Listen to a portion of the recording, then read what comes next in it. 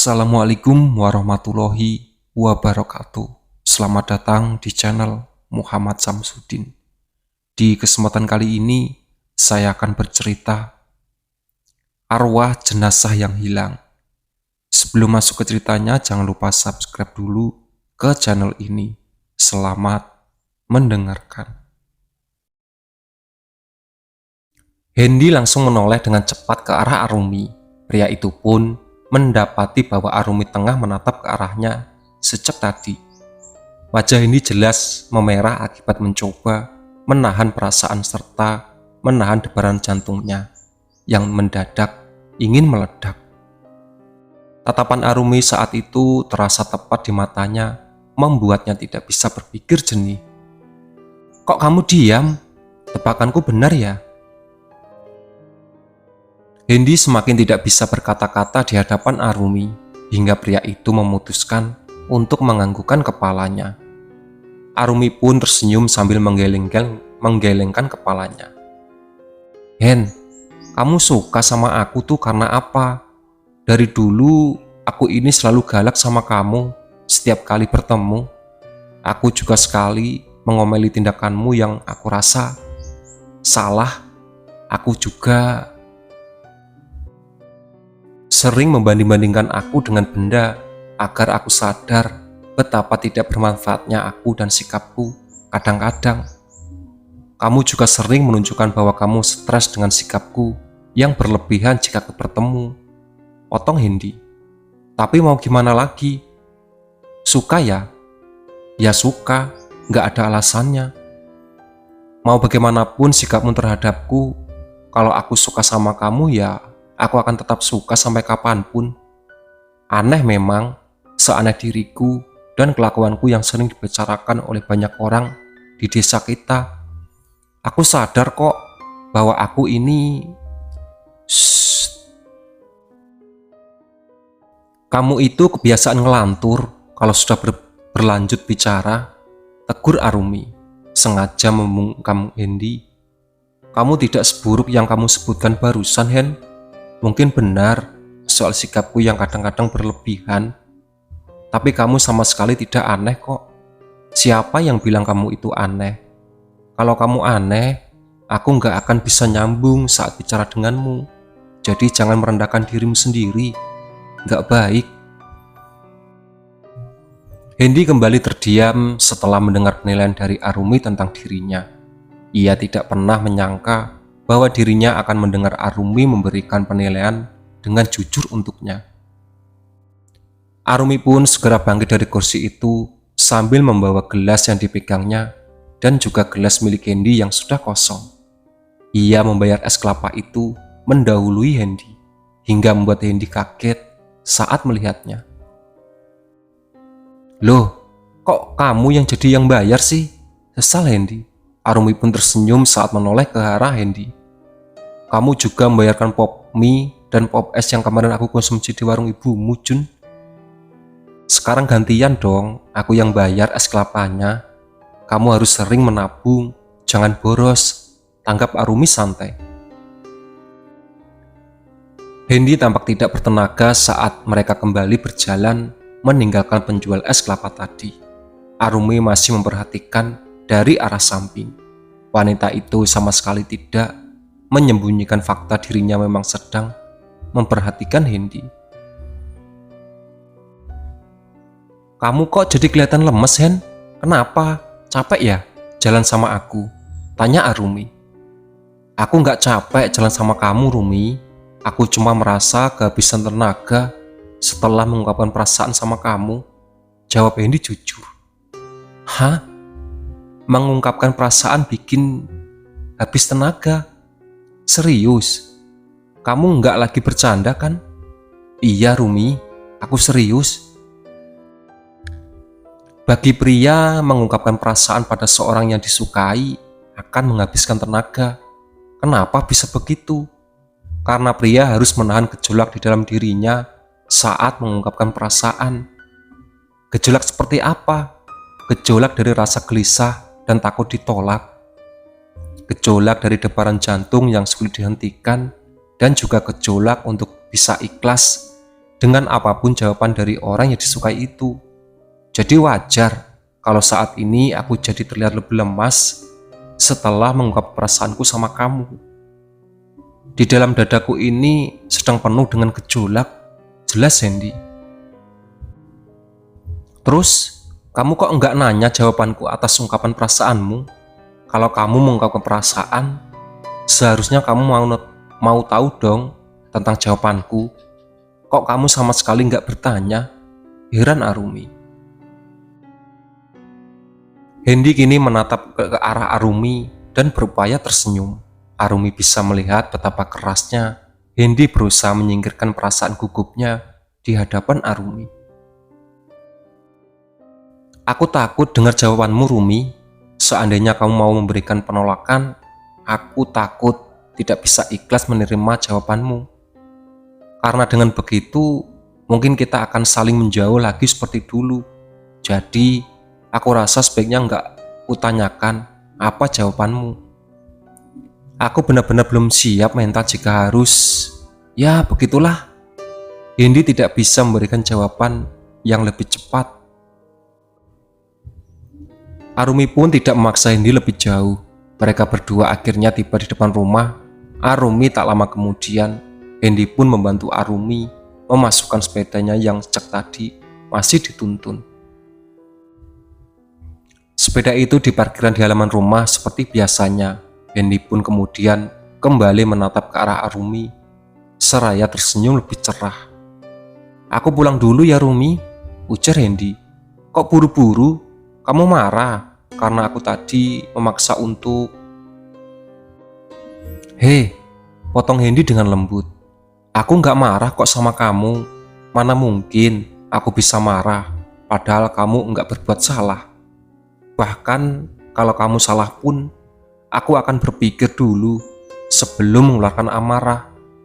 Jangan berpikir yang tidak-tidak. Kamu harus selalu berpikiran positif. Biar perasaanmu selalu baik dimanapun dan kapanpun. Arumi pun tersenyum usai mendengar apa yang Hendy sarankan padanya. Sudah, cepatlah masuk. Jangan terlalu lama berada di luar. Nanti kamu terlambat sholat asar. Aku pulang dulu. Assalamualaikum. Pamit Hendy. Waalaikumsalam. Nanti kamu akan telepon atau kirim pesan kan?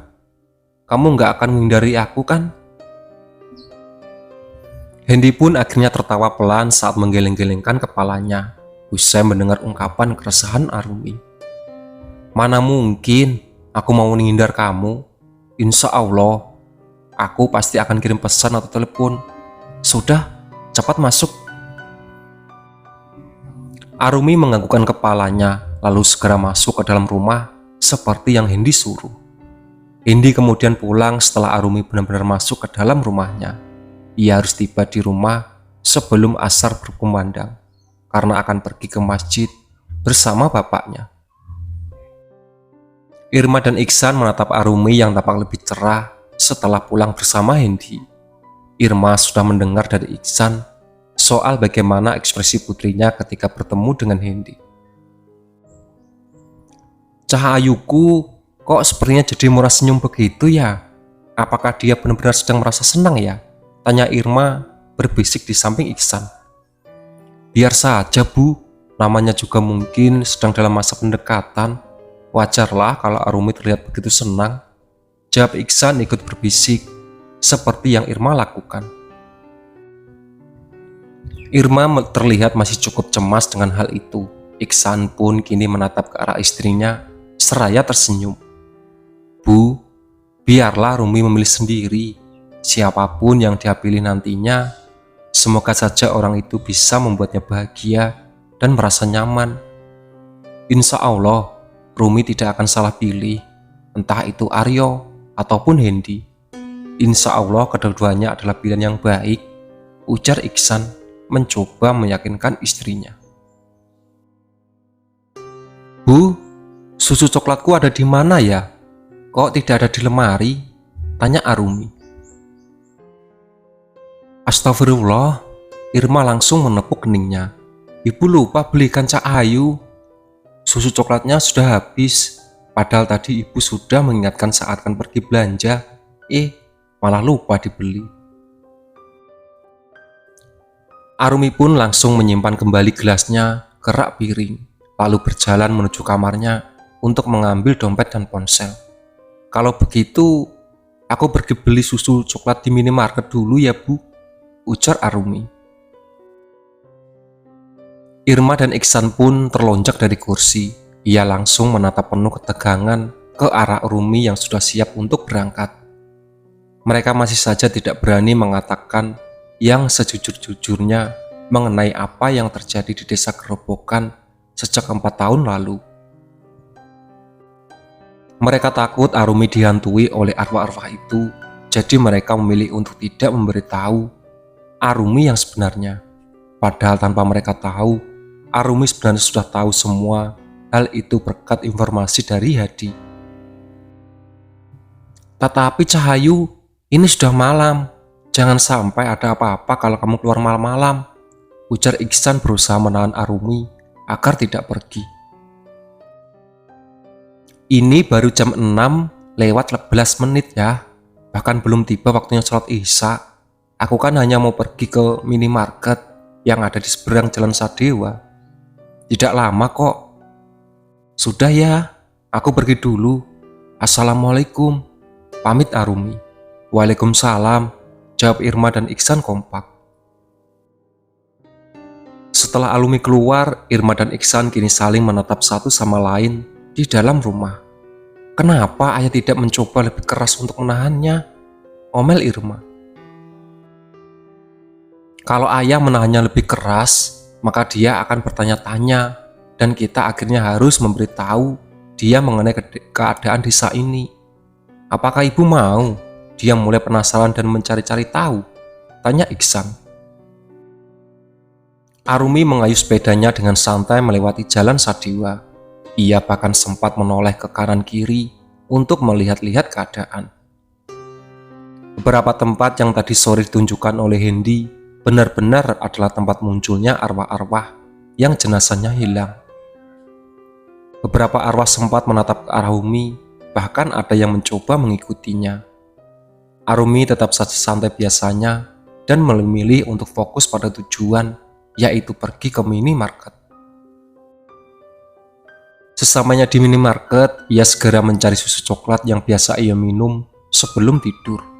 Ketika ia mendapatkannya, ia langsung mengambil 4 kotak susu sekaligus dengan niat untuk mengisi stok di rumah. Ia beranjak ke kasir untuk membayar. Pegawainya yang sedang melayani menatapnya berapa kali secara diam-diam.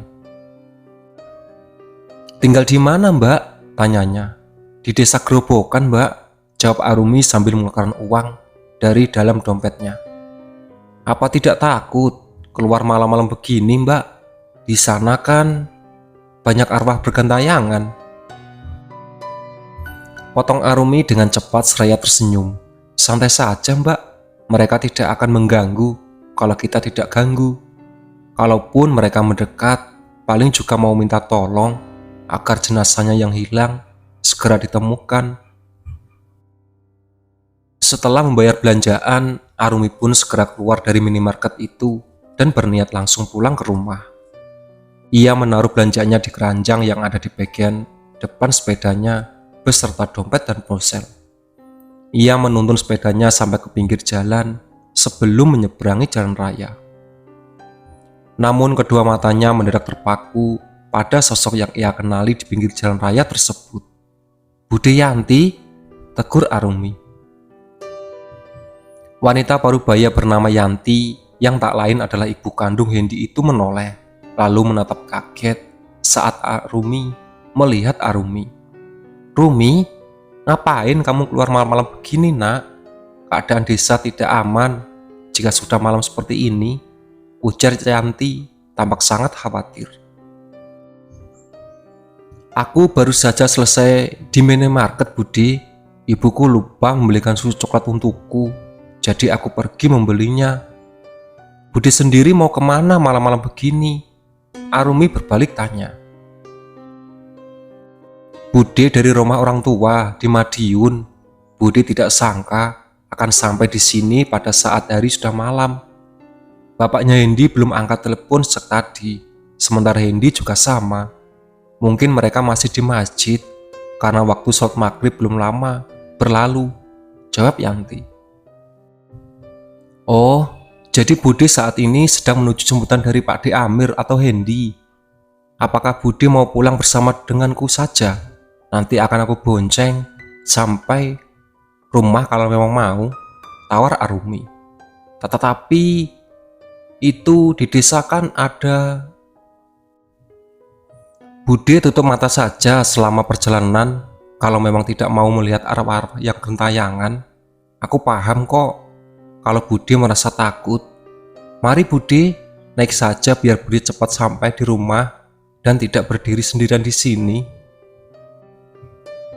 Yanti awalnya merasa ragu, namun ketika mendengar Arumi mengatakan bahwa dirinya akan menunggu sendirian di pinggir jalan, jelas membayangkan pikiran dan membuatnya merasa lebih takut. Yanti pun segera duduk pada tempat duduk di belakang sepeda milik Arumi. Wanita parubaya itu benar-benar menutup matanya dengan rasa, usai melingkarkan lengannya pada pinggang Arumi. Arumi pun segera mengayuh sepedanya dan melintas kembali di jalan Sadewa. Yanti terus berdoa dalam hatinya di sepanjang jalan menuju ke arah rumahnya. Arumi sendiri tampak begitu santai baginya dan bahkan masih sempat bersenandung pelan ketika mengayuh sepedanya. Tak lama kemudian, Arumi akhirnya menghentikan sepeda tepat di depan pagar rumah Hendy. Hal itu bertepatan dengan datangnya Hendy dan Amir dari arah masjid. Sehingga kedua pria itu tampak sangat kaget dengan kemunculan Arumi. Sudah sampai Bude Yanti, ujar Arumi. Yanti pun membuka kedua matanya dan langsung bernapas lega. Ia segera turun dari belakang sepeda milik Arumi, dihampiri oleh suami serta putanya. Duh Rumi, kamu itu kok santai sekali menghadapi keadaan desa kita saat ini. Bisa-bisanya kamu tetap bersepeda sambil bersenandung saat banyak sekali hawa-hawa yang wangi melati yang tersebar di sepanjang jalan, tegur Yanti. Wanita itu sebenarnya ingin mengungkapkan rasa leganya karena telah sampai di depan rumah. Namun di dalam hatinya juga ada kegelisahan soal Arumi, sehingga dirinya merasa harus menegur. Ibu, kok pulangnya malam? Dan kamu Rumi, kamu dari mana? Malam-malam begini, tanya Hendy. Hendy terdengar khawatir saat mengajukan pertanyaan pada kedua wanita yang dihadapinya. Amir juga ingin menanyakan hal yang sama, namun sudah keduluan oleh Hendy. Ibu kemalaman gara-gara bus yang ibu tumpangi sempat mogok selama 1 jam. Sementara Arumi tadi dari minimarket dan habis beli susu. Arumi menawarkan untuk membonceng ibu karena bapak dan kamu tidak juga menjawab dari telepon ibu. Jelas Yanti masih dengan nada resah yang sama seperti saat sedang menegur Arumi. Arumi hanya bisa tersenyum saja di hadapan ketiga orang tersebut. Dirinya sama sekali tidak tahu harus mengatakan apa dalam situasi seperti itu. Ya sudah, sebaiknya ibu segera masuk agar Rumi bisa segera pulang. Terima kasih banyak ya Rumi, karena sudah mengantar ibunya Hendy sampai ke rumah, ucap Amir seramah biasanya. Sama-sama Pak D, kalau begitu aku akan pulang sekarang. Assalamualaikum, pamit Arumi. Waalaikumsalam, jawab Hendy, Yanti dan Amir dengan kompak. Itulah sahabat cerita dari arwah jenazah yang hilang. Ditunggu part selanjutnya.